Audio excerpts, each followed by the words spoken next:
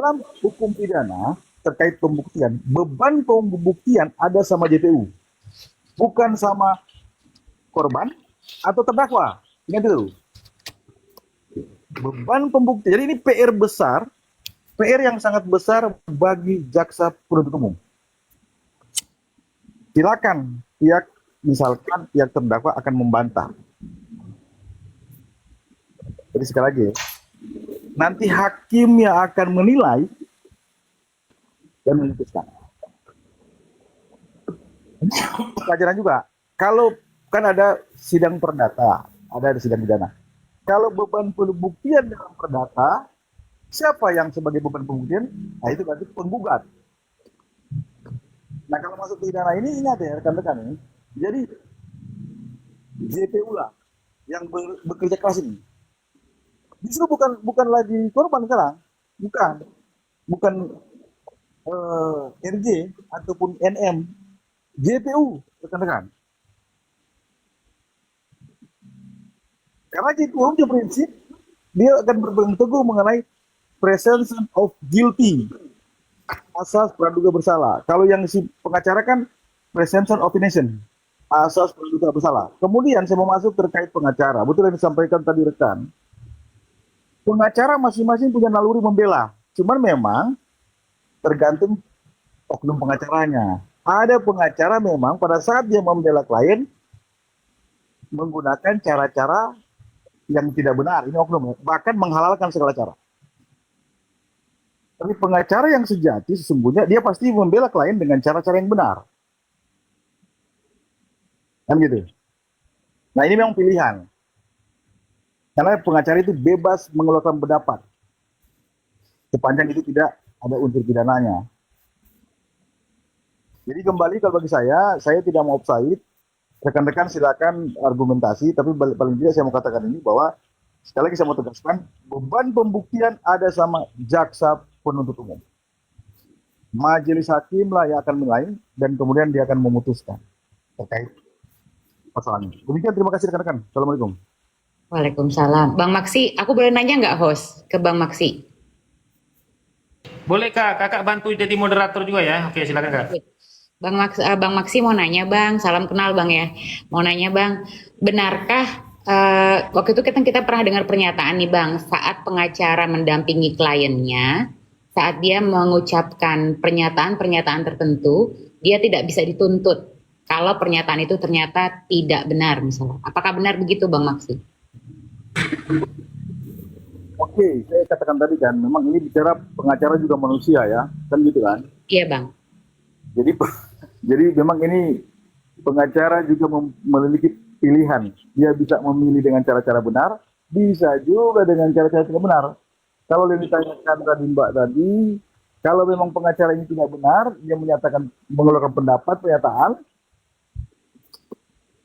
apalagi dia di persidangan, Ya. begitu. Kan Iya. itu dinilai.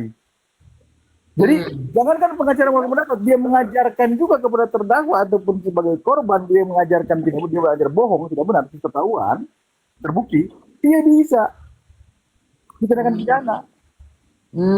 Sepakat. Bisa. Oh gitu Bang. Contoh, rekan-rekan lihat contoh kalau ada kasus-kasus kan kita bukan rahasia umum lagi kalau ada pemilihan kepala daerah, kemudian bersengketa di MK, kemudian menghadirkan saksi diajarkan bohong itu kena kalau terbukti.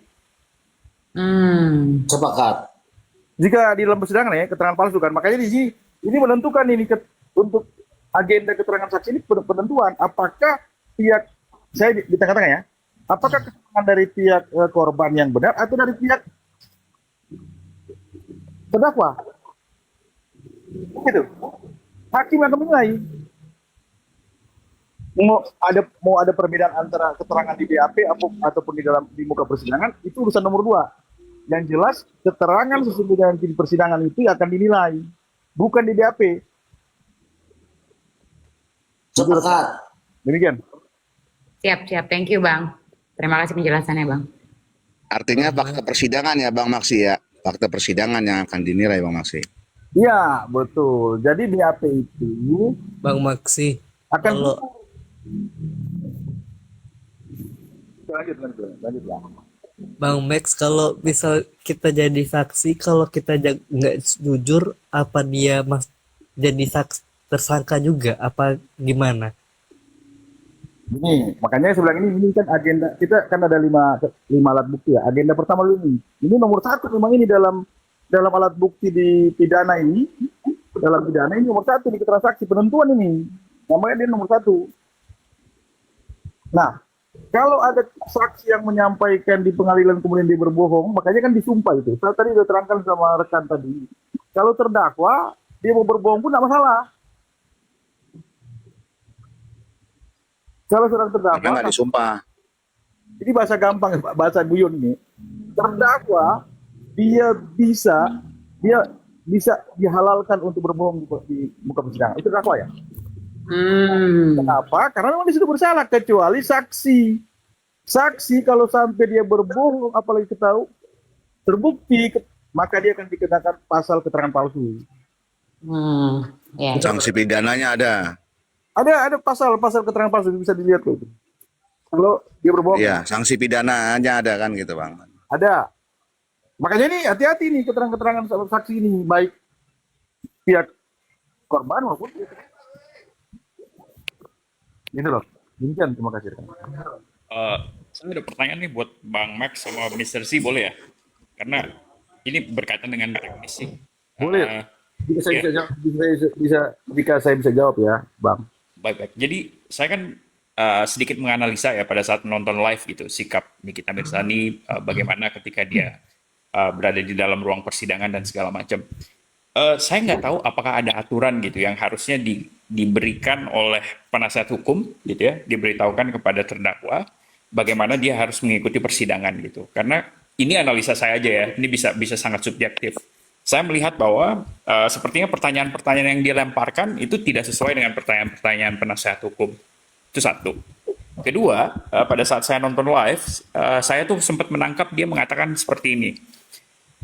Gara-gara BAP kayak gini, gue bisa jadi tersangka dan ditahan lama, gitu ya. Intinya gitulah, itu bukan quote-unquote. Nah, maksud saya adalah, saya sebetulnya kan, ya ini balik lagi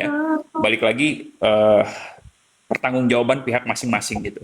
Cuman maksud saya apakah tidak ada persiapan gitu dari penasihat hukum untuk memberitahukan terdakwa bahwa persidangan tuh ada aturan main gitu.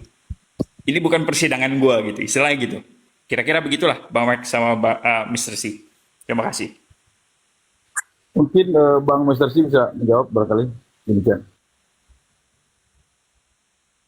Kalau mengenai sikap ya, sikap kalau dalam proses persidangan pasti hakim menegur. Kalau hakim tidak menegur berarti mencatat. Dan jelas sikap dari terdakwa di persidangan itu akan menjadi pertimbangan ketika nanti pembacaan putusan.